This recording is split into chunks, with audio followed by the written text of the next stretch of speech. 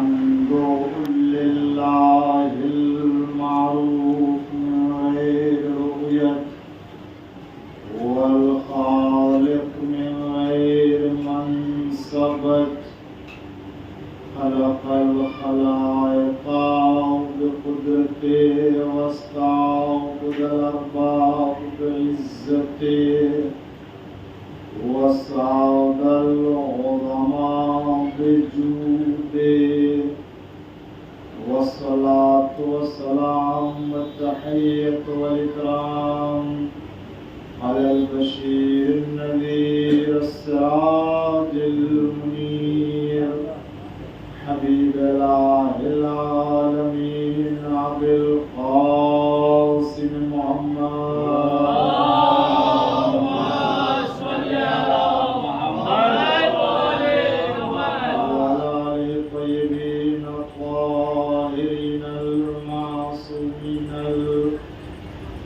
المظلومين المنتخبين المنتجبين المكرمين المتقين الصادقين الغر الميامين الذين أذهب الله عنهم الرجس وطهرهم تطهيرا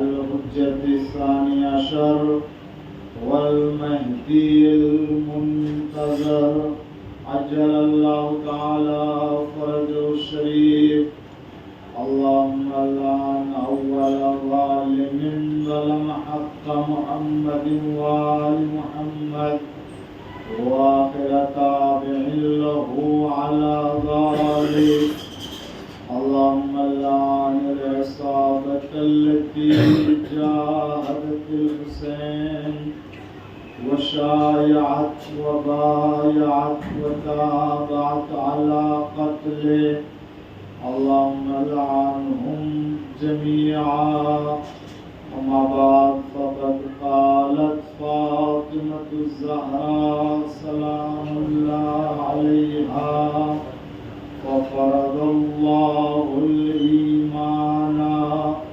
تطهيرا لكم من الشرك صلوات اللهم صل على محمد وآل محمد. ہم سے مجالس کی آج دوسری مجلس فلسفے احکام شریعت کے عنوان سے آپ کی خدمت میں اپنے معروضات کو پیش کرنے کی سعادت حاصل کر رہا ہوں اور یہ وہی فقرے ہیں کہ جن کو جناب صدیقہ طاہرہ نے خود فدق میں اشارہ کیا اور تفصیل سے اس کے اسباب اور حکمت اور اللہ نے یہ تمام احکام کو کیوں بندوں کے اوپر عائد کیے اور یہ سمجھنے کی مسلمانوں کو ضرورت ہے کہ جناب شہزادی دو عالم نے جس وقت خطبہ دیا تو دبئی جو خطبہ فدق کے نام سے شہرت رکھتا ہے جسے تمام مورخین اور علماء اہل سنت نے اپنی عظیم الشان کتابوں میں اسے جگہ دی ہے اور ان حالات میں جن حالات میں یہ خطبہ دیا گیا ہے اور مہاجرین و انصار کے سامنے پیش کیا ہے اگر کوئی غور کرے اور واقعا اس کی طرف توجہ کرے تو اسے خود جناب شہزادے دو عالم کی عظیم الشان منزلت کا اندازہ ہو جاتا ہے کیونکہ آپ دنیا میں جو بھی ہے کیونکہ اللہ تعالیٰ نے ہم کہتے ہیں اہل بیت علیہ السلام کو خدا نے کمال علم، اخلاق، ادب دے کر کے بھیجا ہے، تو ان کا تو کوئی مقابلہ اس دنیا میں کسی خاندان سے ہے نہیں. لیکن اگر کوئی ان کے مقابلے میں سمجھتا ہے اگر، اور وہ سمجھتا ہے کہ کچھ ہم بھی جانتے ہیں، تو اسے تھوڑی دیر کے لیے یہ غور کرنا چاہیے کہ دنیا میں اگر کسی بھی صاحب شرف، صاحب فضل انسان کے سامنے مصیبتیں ہو، دنیا کی اضطراب ہو، پریشانیاں ہوں، اور اس کا ذہن ایک جگہ پر نہ ہو، اس کے بچوں کو بھی ستایا گیا ہو، شوہر کو بھی ستایا گیا ہو، اس کے گھر پہ حملہ بھی کیا گیا ہو، اس کے حق کو چھینا بھی گیا ہو، اور ان تمام مظلومیت کے باوجود کلمہ کو مسلمانوں نے رسول اللہ کی اس بیٹی کا دفاع بھی نہ کیا ہو. اور ابھی کتنے سال ہوئے یا کتنے دن ہوئے، مہینہ بھی تو نہیں گزرا ہے، جو رسول اللہ کی شہادت کی تاریخ ہے وہ 28 صفر ہے، اوسط 11 ہجری ہے. 11 ہجری کا مطلب یہ ہے کہ ابھی 11ویں ہجری شروع ہوئی ہے، ابتدا ہوئی، ایک مہینہ گزرا محرم کا اور صفر کا مہینہ، 2 مہینہ رکھ لیجیے، 10 ہجری 2 مہینہ. یہ اگر آپ تاریخ کے اعتبار سے دیکھیں. اور اسی کے پہلے ذی الحج کے مہینے میں آپ دیکھیے کہ حضور اکرم صلی اللہ علیہ وآلہ وسلم نے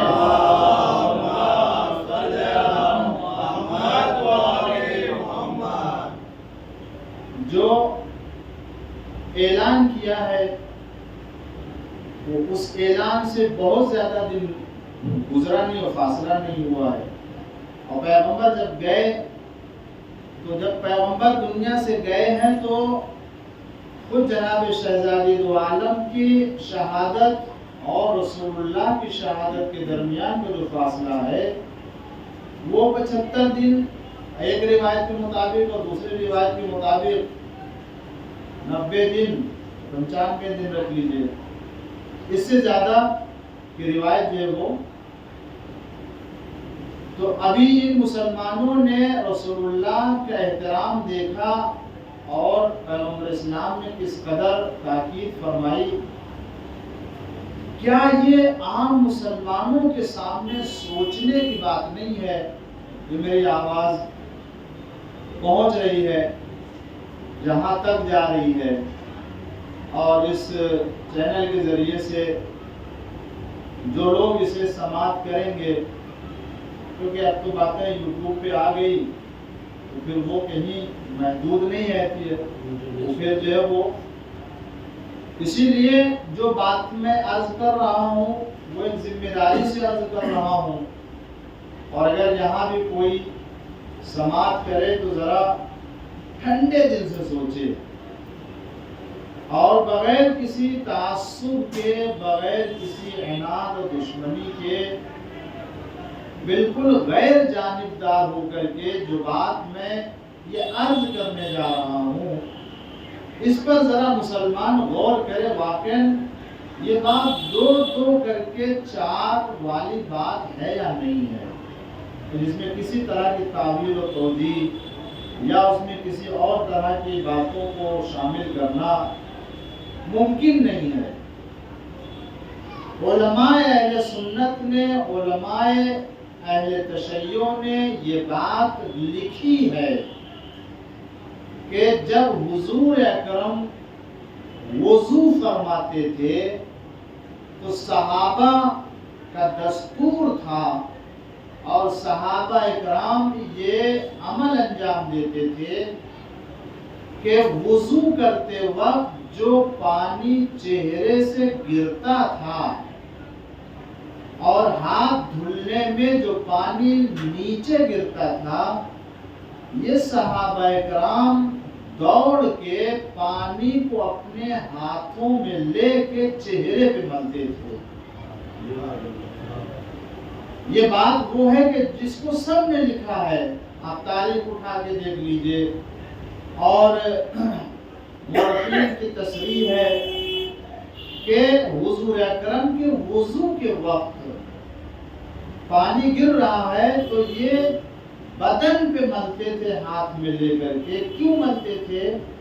بطور تبرک اور بطور برکت کے، کہ یہ کسی اور بدن سے نہیں یہ گر رہا ہے، بلکہ نورانی بدن حضور اکرم کے جسم مبارک سے گر رہا ہے۔ تو اسے ان لوگوں نے برکت کا سبب سمجھ کر کے ہاتھوں میں لے کر کے بدن کے اوپر مل رہے ہیں، چہرے کے اوپر مل رہے ہیں، تاکہ اس کے ذریعے سے ان کو کسی بھی طریقے کی، حالانکہ کوئی بیماری نہیں ہے، مگر یہ خیال ہے کہ اگر کوئی بلا بیماری بھی ہوگی تو اس سے ان کو شفا مل جائے گی۔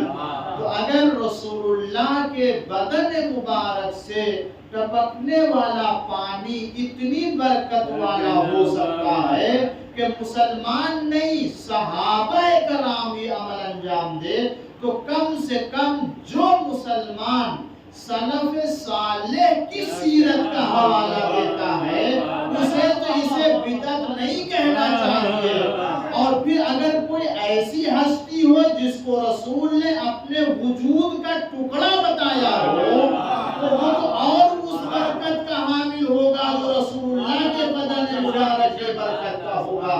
یہ میں نہیں کہہ رہا ہوں، یہ تاریخ کی کتابوں میں بھی لکھا ہوا ہے۔ فیصلہ کرے مسلمان کہ اب جب یہ اصحاب عمل انجام دے سکتے ہیں برکت کی خاطر، تو بتائیے ان مسلمانوں کو پیغمبر اسلام کے بعد صدیقہ طاہرہ کی عظمت کا خیال کرتے ہوئے کہ جو وجود پیغمبر کا ٹکڑا ہے ان کا احترام کرنا چاہیے یا نہیں کرنا چاہیے؟ اب اگر کوئی مقدمہ لے کر کے دربار میں آتی ہے تو وجود پیغمبر کا حصہ سمجھ کر کے بطور احترام ان کی بات کو تسلیم کر لینا چاہیے، یہاں گواہ طلب کرنے کی جو بہت دور کی بات ہے۔ ایک سلوات پڑھ دیجیے۔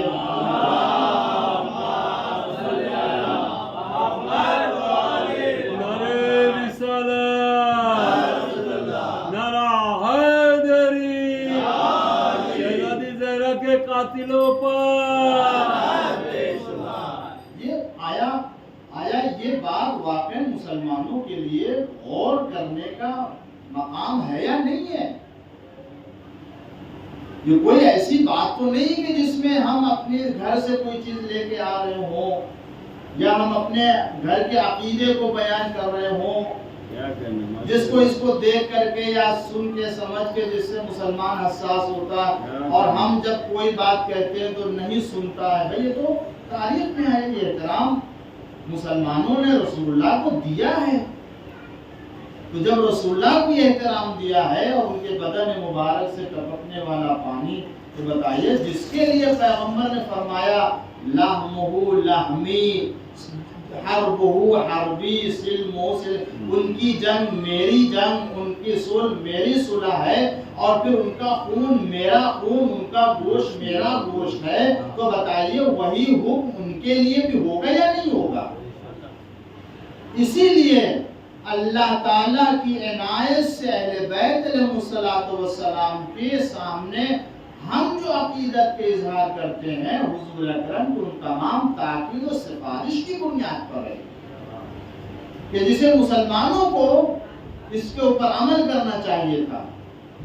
تو میں عرض کر رہا تھا عزیزان گرامی کہ یہ خطبہ جناب شہزادی دو عالم نے جن حالات میں اور جن شرائط میں اور جن مقامات پر جس زمانے میں اسے دیا ہے، اس زمانے ان حالات میں اس طرح کی علم اور حکمت اور معارف کی باتیں کوئی بیان نہیں کر سکتا ہے۔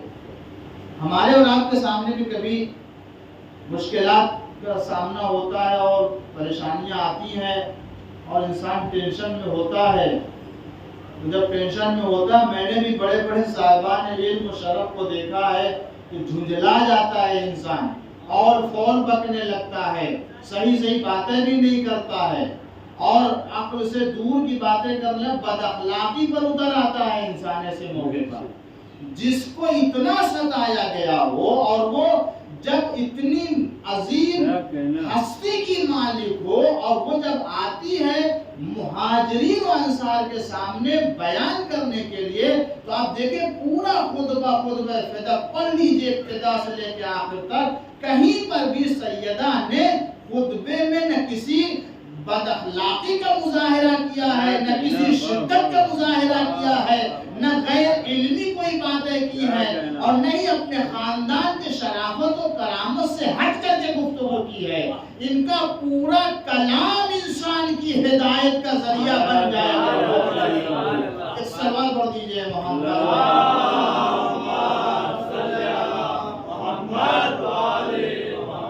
تو میں عرض کر رہا تھا، کل تھوڑی سی بات ہوئی اس سلسلے میں اور آج میں اسے آگے بڑھاتے ہوئے اور کروں کہ اس کے بعد اور بھی احکام ہیں کہ جن کے بارے میں، لیکن جو احکام ایک بہرحال احکام ہے اسے تو سننا ہوگا، اس لیے کہ ظاہر سی بات ہے احکام ہے، فقہ سے تعلق ہے اس کا، اور فقہ سے تعلق ہے تو اس کا مطلب ہے کہ نماز ہے، روزہ ہے، حج ہے، جہاد ہے، ان کو دوسرے موضوعات کی نسبت سے سننا جو ہے ذرا سا ایک صلوات پڑھ دیجئے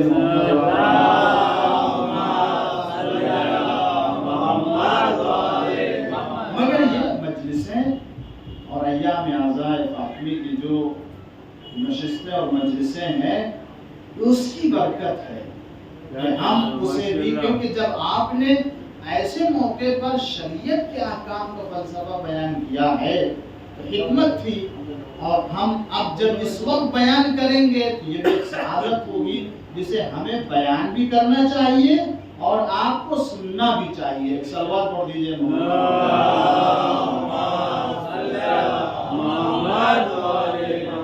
کیونکہ ایمان کا تقاضا ہے کہ جب اللہ نے فرماتی ہے کہ اللہ نے ایمان کو فرض کیا ہے تطہیرا لکم من الشرک، تاکہ تمہیں اللہ شرک سے پاک و پاکیزہ بنا دے، تطہیر پاک بنا دے. تو اب جب ہمارے اندر توحید کا عقیدہ آیا اور اللہ کو ماننے لگے تو اس کا مطلب یہ ہے کہ اب کوئی نجاست اور کسی طرح کی آلودگی ہمارے وجود میں آ نہیں سکتی ہے. شرک کا تعلق جہالت سے ہوتا ہے، شرک کا سرچشمہ جہالت و نادانی ہے. انسان نہ جاننے کی بنا پر خدا کی ذات میں شریک قرار دیتا ہے، لیکن جب اللہ کی معرفت اور اللہ کی شناخت ہو جاتی ہے تو پھر انسان جہل سے نکل کر کے علم کے میدان میں آتا ہے، اور جب علم کے میدان میں آتا ہے تو اسے اللہ کی معرفت پیدا ہوتی ہے. امام جعفر صادق علیہ السلام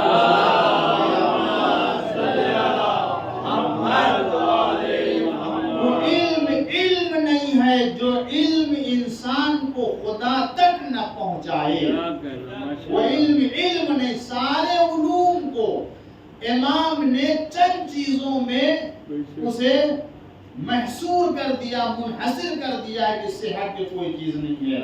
یہ جانے انسان کہ اس کو کس نے پیدا کیا، وہ کہاں جانے والا ہے، اللہ نے اس سے کیا مطالبہ کیا ہے، یہ جانے کہ کون سی چیز اسے ایمان سے خارج کر دینے والی ہے. اگر انسان کو یہ نہ معلوم ہو، علم بہت ہو، انسان کے پاس زیادہ معرفت ہو، سب کچھ ہو، لیکن اگر اس علم سے یہ نہ فیصلہ کر سکے اور یہ نہ جان سکے کہ ہمیں یہ علم لے کہاں جا رہا ہے، آیا ہدایت کے اوپر قائم کرتا ہے یا گمراہی کی طرف لے جاتا، تو یہ علم اگر اتنا اسے نہ جو ہے وہ مدد کر سکے تو اس کا مطلب اس کے پاس علم نہیں ہے. تو جب انسان جہالت سے نکلتا ہے تو پھر وہ علم کے میدان میں آتا، جب علم کے میدان میں آتا تو معرفت پروردگار پیدا ہوتی ہے اور پھر انسان کو وجود پاک و پاکیزہ ہو جاتا ہے. ہمیں یہ سمجھنا چاہیے کہ ایمان اللہ نے اسی، اب ایمان کہتے کسے ہیں؟ جب واقعی طور سے انسان ایمان کو سمجھ کر کے، اس لیے کہ علم ہے، معرفت ہے، اور معرفت جتنی بڑھتی جائے گی اتنا ایمان مضبوط ہوتا جائے گا۔ اب ایمان کہتے کسے ہیں اسے بھی سمجھ لیجئے، 3 جملوں میں جسے ہمارے اور آپ کے پیغمبر حضرت محمد مصطفیٰ صلی اللہ علیہ وسلم نے بیان فرمایا کہ ایمان ہے کیا چیز۔ فرماتے ایمان عقد بالقلب، ایمان کہتے ہیں دل سے اقرار کرنے کو۔ دوسرا نطق باللسان، زبان سے اقرار کرنا، یہ 2 ہو گیا۔ تیسرا عمل بالارکان، اعضاء و جوارح سے عمل کرنا، یہ ایمان ہے۔ 3 چیزیں بتائی ہیں۔ سب سے پہلے مرحلے میں انسان کے پاس جب ایمان آئے گا تو ایمان اندر سے آئے گا، ظاہر سے نہیں آئے گا۔ کبھی بھی ظاہر میں ایمان نہیں ہوتا، ایمان اندر ہی آتا ہے۔ جب اندر آتا ہے تو وہ باہر ظاہر ہوتا ہے، اور اگر اندر نہ ہو، باہر ظاہر ہو تو ایمان نہیں ہوتا ہے، وہ ایمان کے مقابلے میں نفاق ہوتا ہے۔ اس لیے کہ ایمان کی جڑیں قلب میں ہوتی ہیں، اور جب قلب میں ہوتی ہیں تو عمل کے ذریعے، زبان کے ذریعے اس کے وجود سے اس کا اظہار ہوتا ہے۔ لیکن اگر اظہار ہو اور اس کی جڑیں دل کے اندر نہ پائی جا رہی ہوں، اس کا مطلب ہے کہ ایمان اس کے دل میں آیا نہیں۔ اسی لیے جب اعراب نے آ کر کے یہ کہا کہ یا رسول اللہ میں ایمان لایا ہوں، پیغمبر نے کہا یہ نہ کہو ایمان لائے، یہ کہو کہ اسلام لائے ہیں۔ ابھی تو ایمان تمہارے دلوں میں بیٹھا ہی بھی نہیں ہے، اور ایمان داخل نہیں ہوا تو تم اسلام کا، ایمان کا اظہار کیسے کرو گے؟ جس کا مطلب یہ ہے کہ اسلام میں ایمان میں فرق ہے، اسلام اور ہے، ایمان اور ہے۔ ممکن ہے ایک انسان مسلمان ہو لیکن ضروری نہیں ہے کہ وہ مومن بھی ہو۔ لیکن اگر کوئی مومن ہے تو اس کا مطلب یہ کہ مسلمان بھی ہے۔ لہذا ہر مسلمان کو مومن بننا چاہیے، اگر مومن ہوگا تو مسلمان خود بخود ہوگا، مگر اس کا اظہار 3 چیزوں سے، دل میں اقرار کرے، زبان سے اظہار کرے، عمل سے اور اعضاء و جوارح سے بتائے کہ میں مومن ہوں۔ اور اگر یہ ارکان نہ ہو تو عزیزوں اسے کبھی منافق نہ کہنا۔ جب تک دل میں ایمان ہے اس وقت تک کوئی بھی مومن منافق نہیں ہو سکتا۔ شاید اسی لیے پیغمبر اسلام نے ایمان کے 3 ارکان بتائے، دل سے اقرار، زبان سے اظہار، عمل سے بتانا، اعضاء و جوارح کے ذریعے سے بتانا، تاکہ انسان مومن کا ہو سکتا ہے۔ اس مومن کے سامنے کوئی ایسا مقام آ جائے کہ جہاں وہ عمل نہ کر سکے اور اعضاء و جوارح سے ایمان کے اظہار نہ کر سکے، تو اس کا مطلب یہ نہیں ہے کہ وہ مومن نہیں ہے۔ اسی طریقے سے کوئی اور ایسا موقع آ سکتا ہے جہاں وہ اپنی زبان سے ایمان کے اظہار نہ کرے، مگر یہ کہ وہ مومن ہوگا، ایسا نہیں ہے کہ وہ مومن نہیں ہوگا۔ لیکن اگر زبان سے اظہار کرے، عمل سے بتائے، ایمان دل میں نہ ہو، تب وہ مومن نہیں کہا جائے گا بلکہ اسے منافق کہا جائے گا۔ اور جس کے دل میں ایمان ہے مگر زبان پر وہ چیز نہیں ہے، عمل سے وہ چیز نہیں ہے، تو اسی کو تقویٰ کہتے ہیں، اور اسی کو عزیزان گرامی اسلامی احکام میں، اسلامی تعلیمات میں تقیہ بھی کہتے ہیں۔ اب پتہ چلا کہ پیغمبر نے یہ تعریف کر کے گویا تقیہ کی تعلیم دی ہے کہ ایک مومن اگر چاہے تو اپنی زندگی تقیہ کے عالم میں گزارے، اگر ایسا موقع آ جائے، اور اگر ایسا موقع نہ ہو تو مجھے 3 ارکان کو ظاہر کر کے ایمان کو بتانا چاہیے۔ ایک صلوات پڑھ لیجیے۔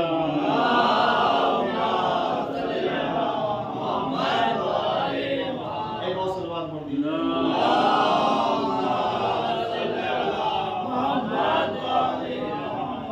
ایمان دل میں ہوتا ہے، ایمان کا رسوخ قلب میں ہوتا ہے۔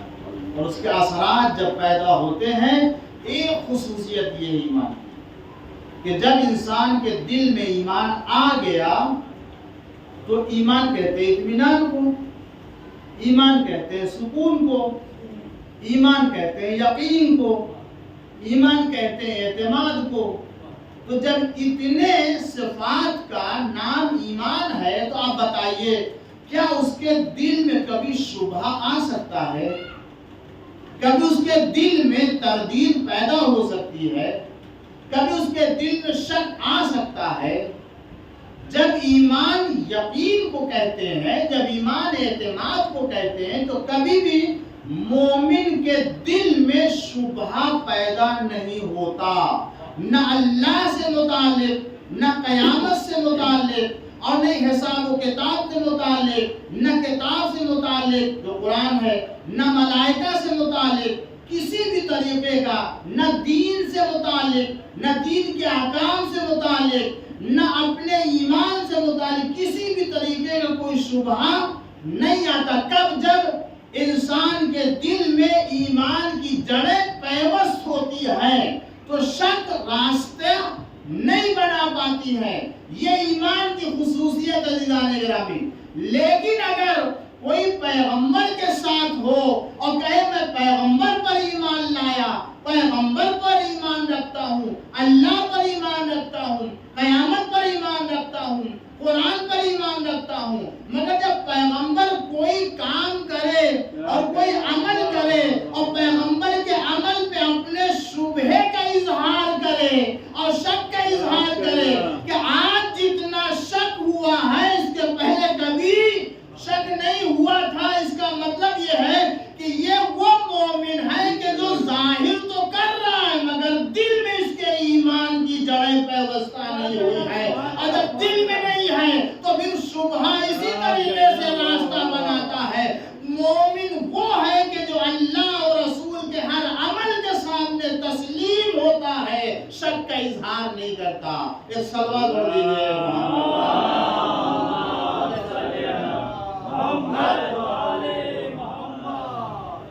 اب اس کے بعد جو وہ اپنی زندگی کا بھی جائزہ لے لیں، جہاں ادھر دیکھتے ہیں کہ اگر یقین آ گیا، ایمان آ گیا تو نہ کتاب میں شک ہوتا ہے، نہ پیغمبر کے عمل میں شک ہوتا ہے، نہ پیغمبر کی باتوں میں شک ہوتا ہے، نہ اللہ کے حق کا کسی طریقے کا جب شبہ نہیں ہوتا ہے تو ہم بھی اپنا جائزہ لے لیں۔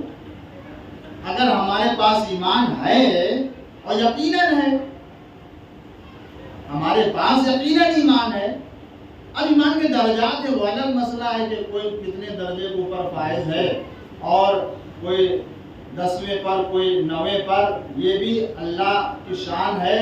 ایمان کے جتنے درجے پائے جاتے تھے، جتنی خصوصیتیں پائی جاتی تھی، پیغمبر کے بہترین اور شریف ترین صحابہ ہی کے اندر تھا۔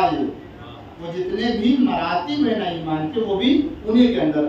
تو اب ہم اپنی زندگی کا جائزہ لیں تو میں یہ عرض کروں گا کہ جب ایمان ہوتا ہے تو پھر کسی طریقے کا شبہ اور شک و تردید نہیں ہے۔ اگر مومن ہے، مومن کی زندگی میں عزیزوں ایک تربیتی پہلو ہے جس کی طرف میں آپ کو توجہ دلانا چاہتا ہوں کہ اگر مومن کی زندگی میں کسی طریقے کی کوئی پریشانی آتی ہے، کوئی بلا آتی ہے، کوئی مصیبت آتی ہے، تو اس بلا کے مقابل میں، مصیبت کے مقابل میں مومن کا وظیفہ کیا ہے؟ اگر واقعی مومن ہے اور اس کے دل میں ایمان ہے اور شک راستہ نہیں بنا سکتا اور دل میں اس کے تردید نہیں پیدا ہو سکتی، تو جب مومن کی زندگی میں پریشانیاں آتی ہیں، مشکلات آتی ہیں، اضطراب آتا ہے، بیماری آتی ہے، بلائیں آتی ہیں، تو ان بلاؤں کے سامنے ایک مومن کو کیا کرنا چاہیے؟ کبھی بھی مومن بلاؤں کو اپنے ایمان اور اپنے عمل سے جوڑ کے نہیں دیکھنا چاہیے۔ یعنی کیا؟ میں اس کی وضاحت کروں۔ بہت سے ایسے مومن مومن ہے کہ جو نماز پڑھتے ہیں، روزہ رکھتے ہیں، تلاوت کرتے ہیں، نماز شب پڑھتے ہیں، صدقہ دیتے ہیں، نیکیاں کرتے ہیں، لیکن اگر زندگی میں فقر آ گیا، لیکن اگر زندگی میں بیماری آ گئی، گھر میں کوئی بیمار ہو گیا، ایک اچھا ہوا دوسرا بیمار ہو گیا، دوسرا بچہ اچھا ہوا تیسرا بیمار ہو گیا، کاروبار شروع کیا کاروبار چل نہیں رہا ہے، یہاں لگایا پھر جو ہے ویسے ہی دوسری جگہ وہاں بھی کوئی زیادہ برکت نہیں ہو، کام نہیں ہوا، ہے مومن، اپنے کو مومن کہہ رہا ہے، لیکن جب گھر میں بیماری آتی ہے تو پھر پوچھتا ہے مولانا صاحب کہیں کسی نے کچھ کیا تو نہیں ہے۔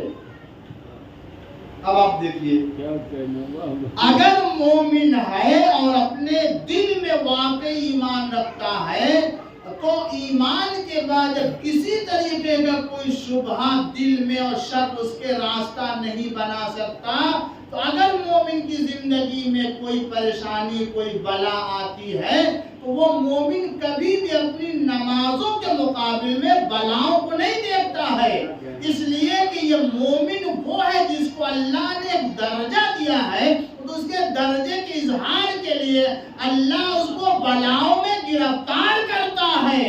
اسے اپنے درجے کی بلندی دیکھنا چاہیے یا یہ کہ گناہوں کا کفارہ سمجھنا چاہیے۔ کبھی بھی مومن کو اپنی زندگی میں بلاؤں کو دیکھ کر کے شبہے میں گرفتار نہیں ہونا چاہیے۔ ایک سلوات پڑھ دیجئے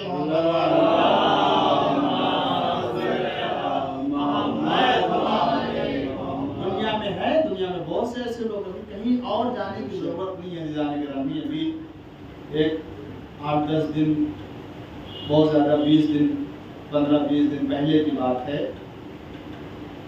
مجلس پڑھ کے میں نیچے آیا، ایک مومن نے کہا کہ مولانا صاحب میں نماز شب پڑھتا ہوں، یہ واقعیت ہے، میں اول وقت نماز پڑھتا ہوں، نماز قضا نہیں ہوتی میرے گھر میں، اور صدقہ دیتا ہوں، سب کچھ کرتا ہوں، مگر کیا کروں، میں کاروبار کرتا ہوں اور پیسہ لگاتا ہوں تو کوئی کاروبار آگے نہیں بڑھ رہا، اور پریشانیاں ہیں، ایک پریشانی گھر میں دیکھتے ہیں کہ وہ بیمار ہو گیا، یہ بیمار ہو، وہ بیمار ہو گیا، یہ سارے مسائل ہیں عزیزان گرامی۔ کیوں؟ اس لیے کہ ہم نے ایمان کے مفہوم کو ابھی سمجھا ہی نہیں ہے کہ ایمان کہتے کسے ہیں۔ میں نے اسی لیے یہ جملہ کہا کہ کسی بھی مومن کو اپنی زندگی کی پریشانیوں کو ایمان سے جوڑ کے نہیں دیکھنا چاہیے۔ کہیں بھی اللہ نے یہ وعدہ نہیں کیا ہے کہ جو مجھ پر ایمان لائے گا اس کو کسی امتحان اور بلا میں نہیں رکھیں گے، اللہ نے یہ وعدہ نہیں کیا ہے۔ اللہ نے یہ وعدہ کیا ہے کہ اگر تم ایمان لاؤ گے اور نیک زندگی گزارو گے تو تمہیں ہم اچھا درجہ اور بلند درجہ عطا کریں گے۔ وہ بلند درجہ کیسے ملے گا؟ ممکن ہے ہم کو دنیا کی زندگی میں بلاؤں میں گرفتار کر کے عطا کرے، ممکن ہے بیمار کر کے عطا کرے، ممکن ہے فقر میں مبتلا کر کے کرے، ممکن ہے ہم سے اولاد چھین کے کرے۔ مومن کا کمال یہ ہے کہ ان تمام بلاؤں کے سامنے صبر و شکر سے کام لے، شکایت نہ کرے۔ صبر کر دیجئے۔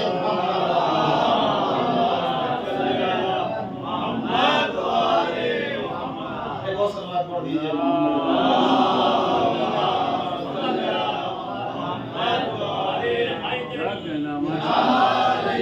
ایمان کی خصوصیت یہی ہے۔ کبھی ورنہ آپ دیکھیں ہم مومن کس پر ایمان لائے؟ اللہ پر، رسول پر، اہل بیت علیہ السلام کی عقیدت، محبت، ہم ان کو مانتے یا نہیں مانتے؟ یقیناً مانتے، مگر بتائیں کہ ائمہ علیہ السلام، انبیاء علیہ السلام کی زندگی میں پریشانیاں تھیں یا نہیں تھیں؟ جبکہ ہمارے ایمان اور ان کے ایمان میں زمین و آسمان کا فرق پایا جاتا ہے۔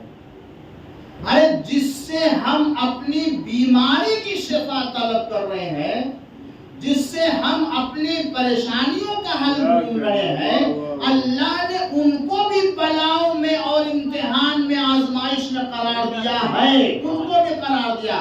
تو اگر یہ مومن اپنے معصوم کی زندگی کے اوپر نگاہ رکھے تو کبھی بھی بلاؤں کے وقت اس کا دل گھبرائے گا نہیں، وہ کبھی بھی پریشان نہیں ہوگا۔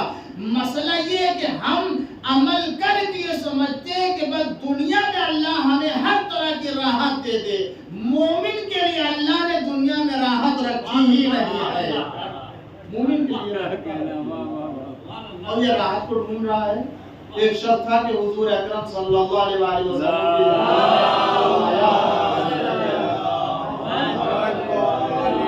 ایسے بہت سے افراد ہمارے درمیان ہیں اور کہتے ہیں کہ الحمدللہ کبھی بخار نہیں آیا، الحمدللہ کبھی جو وہ نزلہ نہیں ہوا ہے، الحمدللہ جو وہ کبھی کوئی ہمارے گھر میں تو کسی طرح کوئی بلا آئی نہیں۔ یہ اچھی بات ہے کیا؟ یہ اچھی بات نہیں ہے عزیزان گرامی۔ حضور اکرم ایک جگہ تشریف فرما تھے اور اسی طرح کی باتیں کر رہا تھا کہ آج تک کسی طرح کی کوئی بلا، پیغمبر اٹھے فوراً وہاں سے اٹھے اور اٹھنے کے بعد جانے لگے، یا رسول اللہ کہاں؟ کہا کہ اللہ نے تجھے اس لائق نہیں سمجھا کہ اپنے بلا اور امتحان میں تجھے قرار دے۔ تو ایسا انسان جو خدا کے بلا اور اللہ کی طرف سے آزمائش میں مبتلا ہونے کے لائق نہ ہو، اس سے دور رہنا چاہیے کہ اگر اس کے اوپر عذاب آئے گا تو دوسرا بھی گرفتار ہو جائے گا، دوسرا بھی گرفتار ہوگا۔ یہ مطلب نہیں ہے عزیزان گرامی کہ ہم اگر نماز پڑھ رہے ہیں، اگر روزہ رکھتے ہیں، اگر پابندی سے نماز ادا کرتے ہیں، اول وقت پڑھا، ہم نے اول وقت جیسے ایک مہینہ نماز پڑھا تو اس کا اجر مل جانا چاہیے ہم کو دولت کی شکل میں۔ یہ اللہ نے کہیں نہیں، جتنا اللہ نے یہ نظام بنایا، جو جتنا ہم سے قریب ہوگا اتنا ہی بلاؤں میں گرفتار کیا جائے گا، اتنا ہی آزمائش مبتلا ہوگا۔ حضور اکرم صلی اللہ علیہ وآلہ وسلم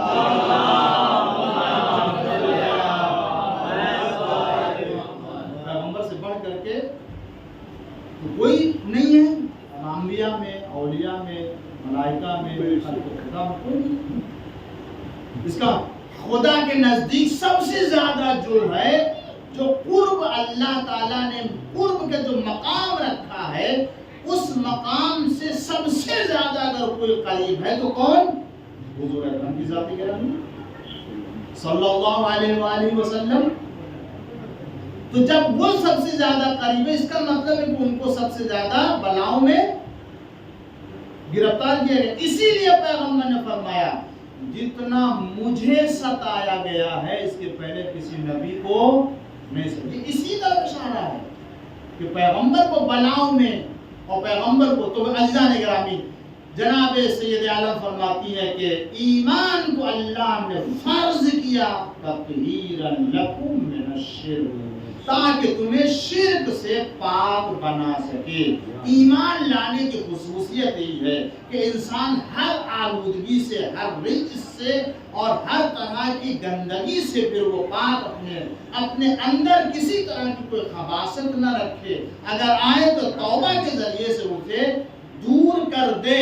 اور عزیزان گرامی جب انسان ایمان اسلام کے مفہوم کو سمجھ لے گا تبھی وہ اللہ اور رسول کے سامنے تسلیم ہوگا۔ ایک شخص حضور اکرم صلی اللہ علیہ وسلم کی خدمت میں آیا اور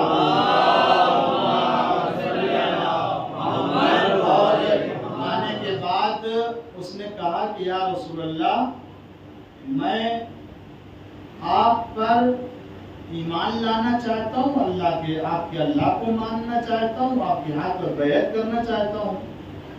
میں نے سمجھ لیا ہے آپ کے ایمان اسلام کو، آپ کے دین کو، لہذا میں آپ کے ہاتھ پر بیعت کرنا چاہتا ہوں اور آپ پر ایمان لاتا ہوں۔ آپ قبول کرتے ہیں میں ایمان لاؤں، بیعت کروں؟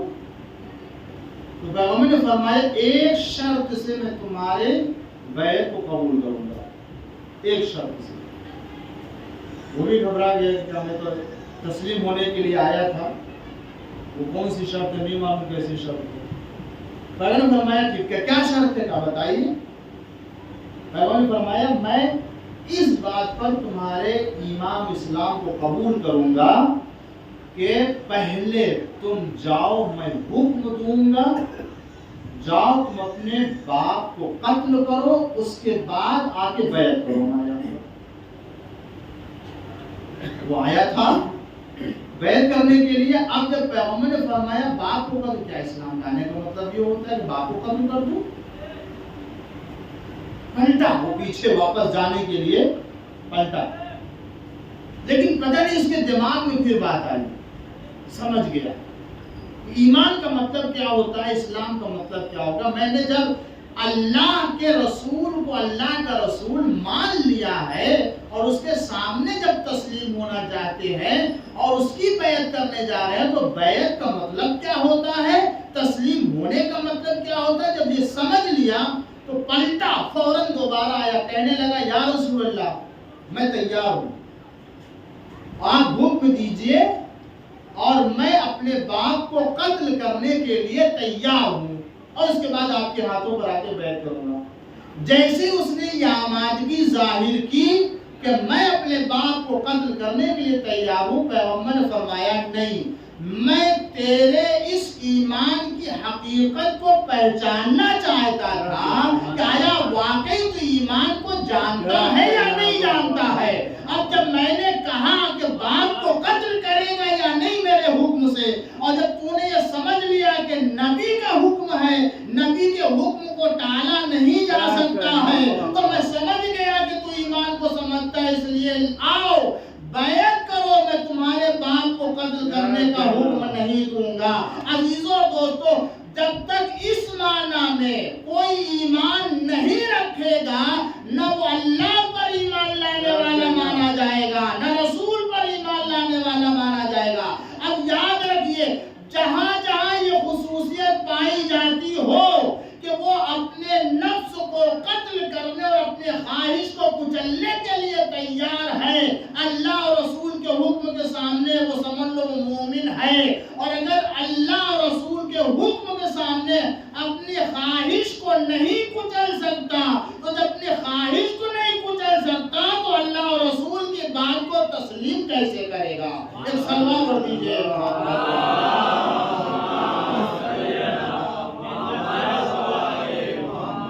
لہذا ایمان کا تقاضا یہ ہے کہ جب ایمان سمجھ لیا تو اللہ و رسول کے حکم کے سامنے سر تسلیم خم کرنا ہے۔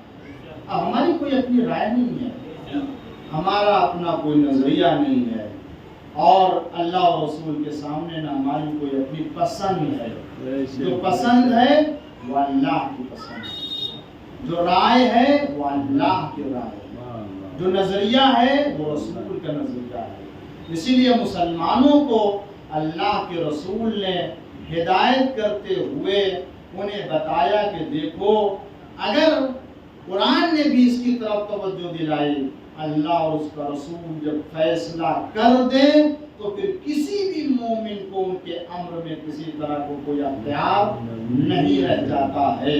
تو اب عزیزو، جب مومن کی ایک شان یہ ہے کہ پیغمبر کے حکم کے سامنے اپنی کوئی رائے نہیں رکھتا، حتیٰ اس کے حکم سے باپ کو بھی قتل کیا جا سکتا ہے، اور یہ ہے کہ اگر کہہ دے تو پھر اس پر عمل کرنے کے لیے تیار رہے۔ یہی معنی ہوتا ہے رسول کے حکم کے سامنے تسلیم ہونے کا۔ تو اگر کوئی رسول کے حکم کے سامنے اس طرح تسلیم نہ ہو اور پیغمبر کہیں کہ لاؤ آخر وقت میں کاغذ اور قلم میں لکھ دوں، اور پیغمبر کی اس حکم کے سامنے اگر کوئی اپنی رائے کا اظہار کر رہا ہو تو اس کا مطلب ہے کہ اس نے ابھی اللہ کے رسول کو مانا نہیں ہے۔ تو جب نہیں مانا تو اسے مسلمان کیسے کہہ سکتے ہیں؟ اس سوال کو کیجئے۔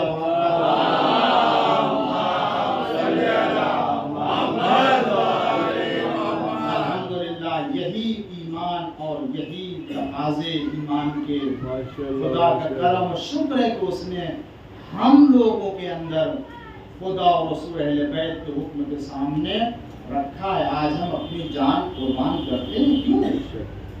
آج ہم اپنی دولت قربان کرتے ہیں اہل بیت کے حکم کے سامنے، کیوں؟ آج ہم اپنے بچوں کو قربان کرتے ہیں اہل بیت علیہ السلام کے حکم کے سامنے. کیوں؟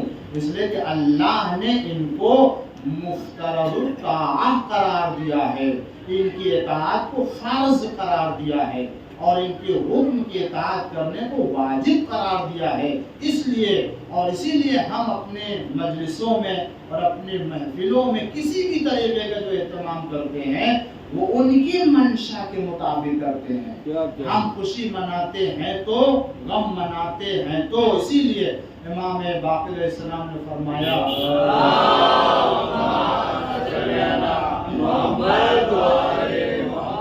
یہ انہی کے ارشادات و فرمودات کا اظہار ہے، مظاہرہ ہے. کیا فرمایا؟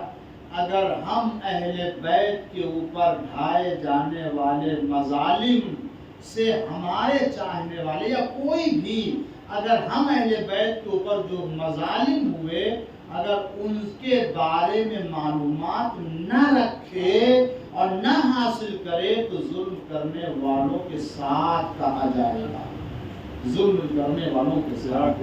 ہم اس لیے اہل بیت کے اوپر جو مظالم ڈھائے گئے ہیں ان کا ذکر کرتے ہیں تاکہ ہم اس کے ذریعے سے ہم خود اپنے ایمان کو بھی مضبوط کر سکیں کہ ان کے مقابل میں جو آئے وہ کیسے تھے، اور اسی کے ساتھ ساتھ دنیا والوں کو بھی آگاہ کرتے کہ تم جس کو اللہ نے اتنا مقام دیا، جس کو رسول اللہ کی ذریت قرار دیا، کیا اسی لائق تھی کہ مسلمان اس کے دروازے پر لکڑیاں اکٹھا کرے؟ کیا وہ اسی لائق ہے کہ وہ آ کر کے پشت دروازہ کھڑی ہو کر کے فریاد کرے اور مسلمان اپنے کو رسول اللہ کا ماننے والا کہے، کلمہ وہ مسلمان ہے یہ اور رسول اللہ کے اوپر ایمان کو اپنے رکھتا ہے اور قربان کرتا ہے اپنی جان کو؟ کیا وہ پارے جگر اور رسول اللہ کے وجود کے ٹکڑے کے ساتھ کیا یہی برتاؤ کرنا چاہیے؟ رسول اللہ نے تاکید کی تھی میں دیکھوں گا کہ تم اس کے ساتھ کیا برتاؤ کرتے ہو. مسلمانوں نے ان کے نہ عظمت کا خیال کیا، نہ ان کے احترام کا خیال کیا، نہ ان کے منزلت کا خیال کیا، بلکہ جو تاکید رسول اللہ نے کی تھی کہ تم ان کے ساتھ نیک برتاؤ کرنا، اچھا سلوک کرنا، اس کے برخلاف مسلمانوں نے اتنا ستایا کہ اسے مرثیہ پڑھنا پڑا. کیا؟ صبت علیہ مصائب لونہا صبت علیہ مصرنا لیالیا زادارو. آپ مسلسل مصائب سنتے آ رہے ہیں، مسلسل شہزادی کے مصائب آپ سماعت کرتے آ رہے ہیں. آپ کے غم کو اللہ تعالیٰ قبول کرے. اللہ ہماری زندگی میں اہل بیت علیہ السلام کا غم دے اور کوئی غم نہ دے. اس لیے کہ اہل بیت وہ کہ جن کو دنیا میں رلا کے مارا گیا ہے. اے عزادارو، کربلا میں حسین کو 3 دن کا بھوکا پیاسا شہید کیا گیا. کربلا میں حسین کے کڑی الجوان علی اکبر کو شہید کیا گیا. کربلا میں حسین کے ششماہ اصغر کو مارا گیا. کربلا میں حسین کے بھتیجوں کے بھانجوں کو بھی مارا گیا. ارے بنی ہاشم کو کربلا میں تہہ تہہ کر دیا گیا. اے عزادارو، یہ سارے مظالم کیوں ہوئے؟ اس لیے کہ مدینے میں اس ظلم کی بنیاد رکھ دی گئی تھی. کس شکل میں؟ سیدہ کے دروازے کو جلا کر کے، سیدہ کے اوپر جلتا ہوا دروازہ گرا کے، سیدہ کے محسن کو شہید کر کے، ان کے پہلو کو شکستہ کر کے. اے عزیزو، اگر یہ مظالم مدینے میں نہ ہوتے تو کربلا میں شاید یہ مظالم نہ ڈھائے جاتے. اے عزادارو، سیدہ جب تک رہی پیغمبر کے بعد روتی رہی، گریا کرتی رہی، اور رسول اللہ ادھر دنیا سے گئے. فراق میں رسول اللہ کی کتنا گریا کیا ہے. 3 مرحلے ہیں جہاں ہم نے عزیزوں دیکھا ہے کہ شہزادی بے ہوش ہوئی. پہلا موقع وہ کہ جب رسول کی وفات کے بعد بلال نے مدینہ چھوڑ دیا. کہا اے بلال، ارے سب نے ہماری طرف سے رخ موڑ لیا، تم نے بھی ہم سے رخ موڑ لیا ہے. تو بلال آئے. آنے کے بعد کہا نہیں، بنت رسول یہ وجہ نہیں ہے ایک مرتبہ خواہش کی اذان دینے کی، بلال نے اذان کہی، اللہ اکبر اشہد ان لا الہ الا اللہ، اور جیسے بلال نے آواز دی اشہد ان محمد رسول اللہ، ارے سیدہ ادھر رونا شروع کی، ذہن زمانے پیغمبر کی طرف گیا، عزادارو اتنا روئی کہ بلال سے کہا کہ اے بلال اپنی اذان کو روک لو، اس لیے کہ شہزادی غش کے عالم میں ہے۔ یہ پہلا موقع تھا کہ شہزادی بے ہوش ہوئی، اور دوسرا موقع کہ جب شہزادی نے مولا علی سے فرمایا اے ابو الحسن، جس پیراہن میں میرے بابا کو غسل دیا تھا، ارنی القمیص، وہ قمیص تو مجھے ذرا دکھائیے۔ ادھر علی کہتے میں نے ایسی وہ قمیص دی اس لیے کہ روزانہ گریا کرتی تھی، شہزادی بابا کو یاد کر کے علی نے وہ پیراہن پوشیدہ کر دیا تھا، چھپا دیا تھا، تاکہ شہزادی دیکھ کے بار بار وہ گریا نہ کرے۔ مگر جب کہا ارنی القمیص، مجھے قمیص دکھائی، جیسی علی نے قمیص دیا، شہزادی نے وہ پیراہن جیسی سونگا، غش کے عالم میں زمین پر۔ اے عزادارو یہ دوسرا موقع تھا، اور تیسرا موقع بس آخری منزل مجلس کو تمام کر رہا ہوں۔ اے عزادارو یقیناً آنکھ میں آنسو آئیں گے، یہ آواز گریہ کی اگر ہوگی تو یقیناً بارگاہ سیدہ میں بغیر عجر کے نہیں ہو سکتا۔ اے عزیزو تیسرا موقع کہ جہاں شہزادی غش کے عالم میں آئی کہ جس وقت آپ کے پہلو پہ دروازہ گرایا گیا اور آپ کے شکم پہ وار کیا تو شہزادی کا محسن شہید ہو گیا، غش کے عالم میں زمین پر آئی، آواز دیے فضا مجھے سنبھالو، میرا بچہ شہید ہو گیا۔ فَسَيَعْلَمُ الَّذِينَ يَنقَلِبُونَ رِضًا لِقَضَائِهِ وَتَسْلِيمًا لِأَمْرِهِ۔ پروردگارا بحق الزہراء وعلیہا وبعلہا وبنیہا والسر المستودع فی امام زمانہ کے ظہور میں تعجیل فرما۔ پروردگار ہمارے اس مختصر سے عبادت کو قبول فرما۔ اے اللہ دنیا میں مومنین جہاں بھی حفاظت فرما۔ اے اللہ ہم سب کے نام کو ایمان کی دعا میں شامل فرما۔ اے اللہ یام عزائے فاطمی کی تمام مجلسوں کو نام اعمال میں قرار فرما۔ اے اللہ حق زہرا کا دفاع کرنے والوں میں قرار فرما۔ جناب سیدہ کے دشمنوں سے براءت کرنے والوں میں قرار فرما۔ دنیا میں آخرت میں شہزادی کی شفاعت سے سرفراز فرما۔ حق محمد والی الطاہرین ماتم حسین۔